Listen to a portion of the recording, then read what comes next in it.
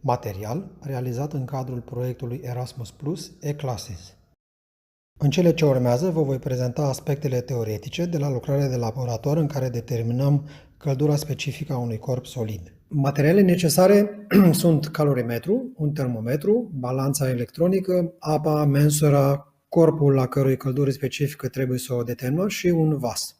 Dacă două sau mai multe corpuri cu temperaturi diferite sunt puse în contact și izolate termic de mediul exterior, după un anumit interval de timp temperaturile lor devin egale, adică se realizează echilibrul termic. Corpurile cu temperatură mai ridicată cedează căldură și se răcesc, iar cele cu temperatură mai mică absorb căldură și se încălzesc. Conform legii de conservare a energiei, putem scrie ecuația calorimetrică. Q absorbit este egal cu modul din Q cedat. Scriem modul pentru că Q cedat este întotdeauna negativ și nu este posibil ca un număr pozitiv să fie egal cu un număr negativ. Dacă scriem fiecare căldură în parte, ce înseamnă? Avem următoarele. Dacă corpul a cărui căldură specifică trebuie să o determinăm, se suspendă cu o ață și se încălzește într-un vas la temperatura de fierbere a apei, adică aproximativ 100 de grade Celsius. După ce corpul a stat circa 5 minute și a luat temperatura apei, se introduce în vasul calorimetric în care se găsește o cantitate cunoscută de apă la temperatura camerei, apoi se lasă câteva minute și se notează temperatura finală θ.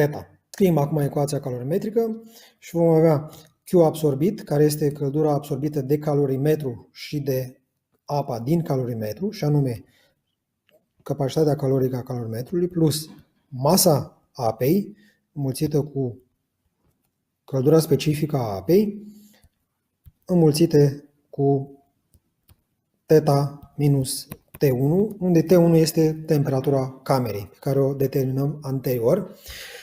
Asta a fost căldura absorbită, va fi egală cu căldura cedată, adică masa corpului a cărui căldură trebuie să o determinăm, ori căldura specifică X înmulțită cu temperatura inițială minus θ. Aici rezultă că căldura specifică a corpului este egală cu capacitatea calorică a apei plus masa apei ori căldura specifică a apei înmulțită cu θ minus T1 supra M pe lângă T minus θ, unde, repet, MA este masa apei din calorimetru, C mare C este capacitatea calorică a calorimetrului, M mic este masa corpului solid, θ este temperatura de echilibru. Am scris cum MA este masa apei. În tabel, în momentul în care noi vom face măsurătorile, vom folosi această formulă